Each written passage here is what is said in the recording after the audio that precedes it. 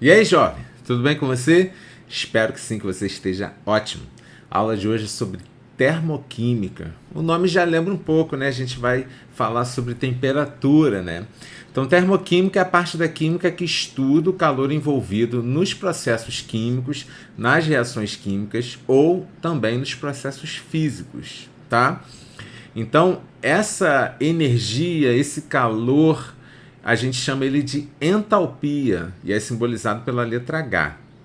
As unidades mais utilizadas são a caloria e o joule, tá?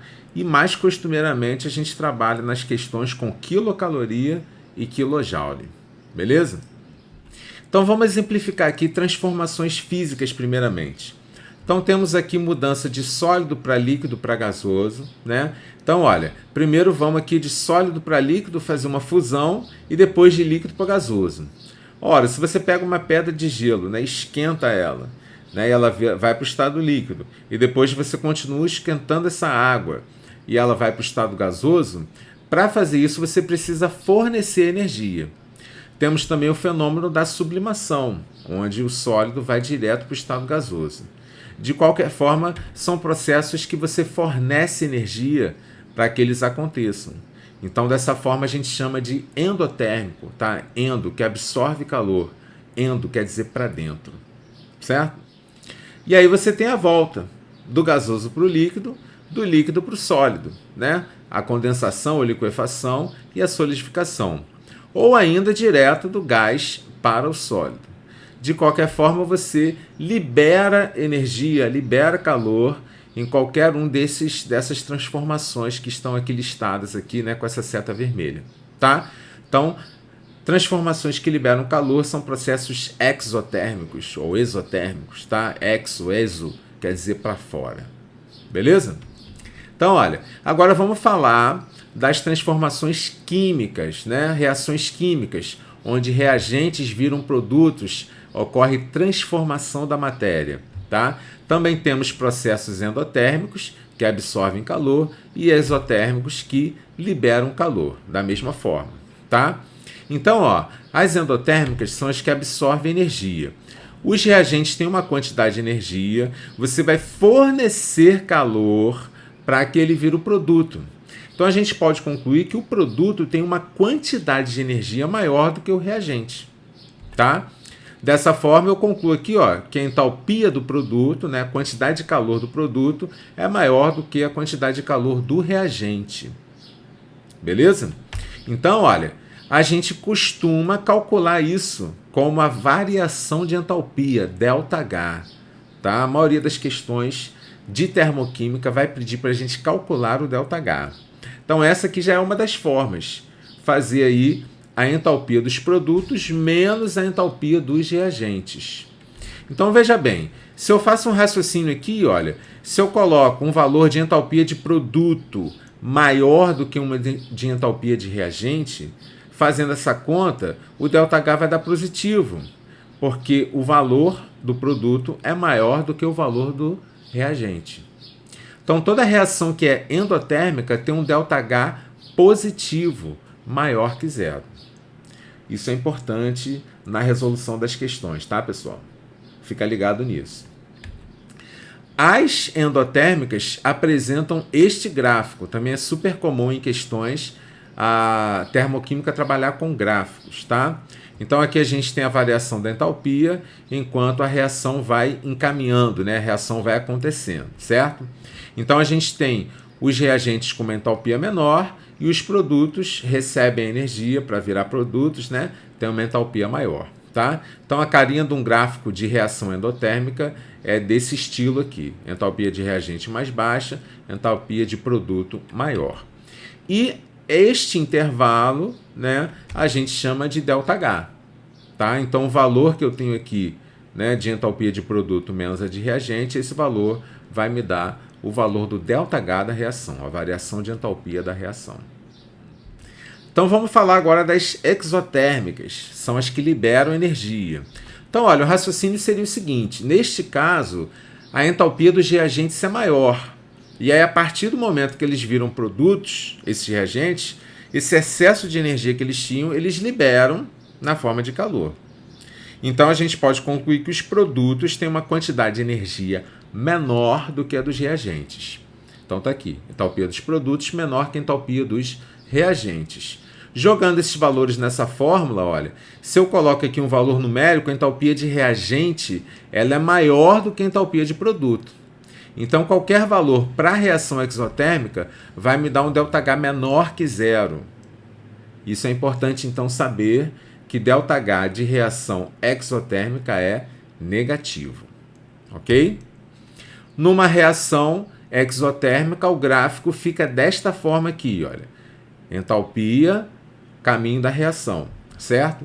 Nesse caso, os reagentes têm uma entalpia maior, os produtos têm uma entalpia menor, e esta variação vai me dar o ΔH negativo da reação, menor que zero, ok? E aí, olha, resumidamente, né?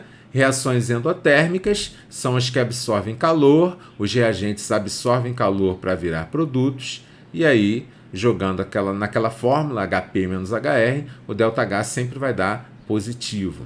Na exotérmica, os reagentes têm uma entalpia maior que os produtos, e aí essa energia liberada, ΔH sempre menor que zero, ΔH negativo. Ok? Então é isso. E aí, olha, um conceito super cobrado em termoquímica é o conceito de entalpia padrão, tá? Que é o valor da entalpia de uma substância no estado padrão. Ah, mas o que é estado padrão, né? Então, olha só, estado padrão é a forma mais estável da substância nestas condições aqui, 25 graus Celsius e uma atmosfera. Queria fazer um parênteses, né? Nos estudos atrás a gente fala de CNTP, condições normais de temperatura e pressão. A temperatura das CNTP é de 0 graus. O estado padrão não. A temperatura é de 25 graus. As CNTP, o estado padrão, tem em comum a pressão atmosférica, que é a pressão nível do mar, que é uma atmosfera. Beleza? Então, olha, o que eu tenho que saber sobre a entalpia padrão? As substâncias simples, nesse estado alotrópico mais estável, o valor é zero. Então, nessas condições, 25 graus, 1 atm, e no estado alotrópico mais estável, a entalpia padrão é zero.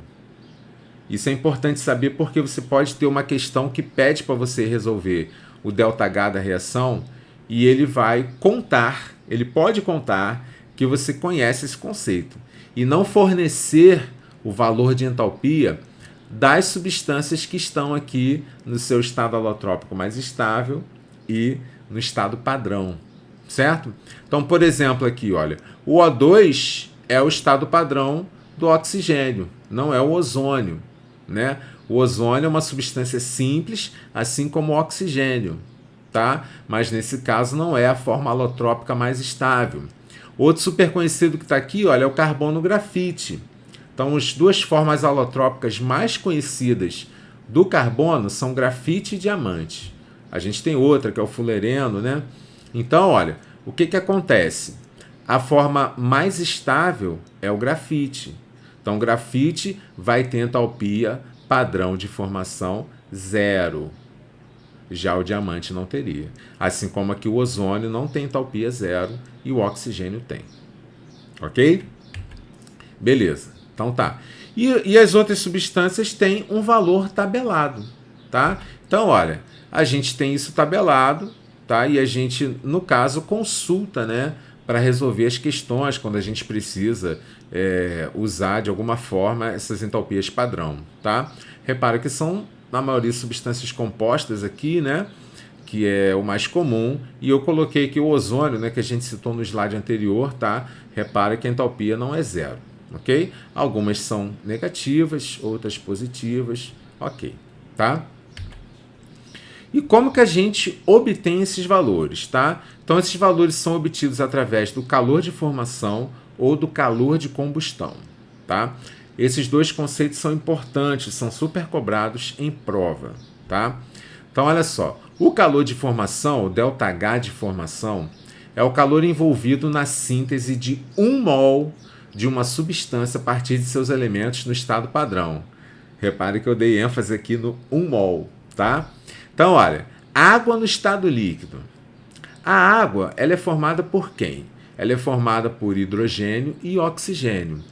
Então, olha, seria a entalpia de formação da água eu formar 1 mol de água a partir do hidrogênio no seu estado padrão, que é o gás hidrogênio, e o oxigênio no seu estado padrão, que é o O2, não é o ozônio, certo? Aqui, olha, pode botar um meio aqui, que seria, no caso, o balanceamento do oxigênio, tá? Não altera nada. O que interessa aqui é que eu estou formando 1 mol dessa substância, que é água no estado líquido. E aí o valor é tabelado, é esse aqui, tá? Um outro exemplo, formação aqui do etanol, estado líquido, certo? Ora, o etanol é formado por carbono, hidrogênio e oxigênio. Então, olha, carbono grafite, estado padrão do carbono, gás hidrogênio, gás oxigênio, ok? Então, na formação de 1 mol desse etanol, eu tenho aqui 2 de grafite, né, fazendo o balanceamento, tá? 3 de hidrogênio, que aqui eu tenho 6H, né? Então aqui eu vou ter 6H. E eu tenho aqui meio de oxigênio, fazendo o balanceamento aqui do oxigênio. E aí o valor desta reação está aqui, ok? E aí a gente tem também a entalpia ou calor de combustão, que vai ser o calor liberado na queima de 1 mol de uma substância, estando os participantes também no estado padrão, certo? Então, olha, combustão é aquela reação que a gente conhece, né? Reação com o oxigênio, certo? Nesse caso, a gente vai queimar 1 mol da substância, tá? E aí, olha, fazendo o balanceamento, né? Aqui eu tenho 4 hidrogênios, então boto um 2 aqui para acertar os hidrogênios, né? Coloco um 2 aqui para acertar os oxigênios e tal. Ok, nesse caso, a energia liberada nessa combustão é de 890 quilojoules por mol, ok? Um outro exemplo, calor de combustão do etanol. Então, C2H5OH, reação de combustão, precisa do oxigênio, vai formar CO2 e água, ok? Vou queimar 1 mol do etanol, neste caso, vai formar 2 de CO2, vai formar 3 de água, né? E 3 de oxigênio, energia liberada, menos 1.368 quilojoules por mol. Então é isso, galera. Não tem muito mistério, tá? E como que isso aparece nas questões, né? O cálculo do ΔH, ele pode ser calculado aí de umas 3, 4 formas diferentes, tá? A primeira delas a gente vai abordar aqui nessa aula, as outras duas a gente vai abordar numa próxima aula, que são a lei de Hess e a energia de ligação. E aí você ainda pode ter também questões que envolvem gráficos, tá? Nesse caso aí a gente simplesmente utiliza a fórmula da entalpia dos produtos menos a entalpia dos reagentes com os valores do gráfico. Nesse caso aqui, olha, a gente vai utilizar as entalpias de formação. E a gente vai utilizar essa fórmula, que é a fórmula do ΔH, entalpia de produto menos entalpia de reagente, né? ΔH dando maior que zero, a reação é endotérmica, dando menor que zero, a reação é exotérmica. Ok. Então, repara, um exemplo aqui, olha, eu tenho essa reação, né, SNO, meio de O2, formando SNO2. Qual é o ΔH desta reação? Então, vamos utilizar a fórmula entalpia dos produtos menos entalpia dos reagentes. Nesse caso, o ΔH vai ser a entalpia do produto, que é o SNO2, menos a entalpia dos reagentes. Nesse caso aqui, temos de reagente o SNO e o oxigênio. Certo? Então, seria o somatório aqui das entalpias dos reagentes. Ok. Então, olha, esses valores são tabelados. No caso, né, a questão vai te fornecer. A entalpia do SNO2 é menos 139 quilocalorias. Então, substituindo aqui, ok? Menos a dos reagentes. Nesse caso, o SNO tem entalpia de menos 68,4. Vou substituir. Mais a do oxigênio. Oxigênio é substância simples, né? No estado padrão. Então, nesse caso, é zero. A questão não precisa te fornecer. A princípio, você tem que saber esse conceito, ok? Então, fazendo essa continha, essa numerologia aqui, né? A gente faz aí entalpia de produto, menos reagente, vamos chegar no valor de menos 70,6 quilocalorias por mol, ok? Então, foi isso, pessoal. Espero que vocês tenham entendido, tá? Se precisar, dá uma reassistida. E eu te convido aí a você assistir a próxima aula, onde a gente vai calcular o ΔH por meio da lei de Hess e também por meio das energias de ligação, ok? Um grande abraço, fiquem com Deus e até a próxima.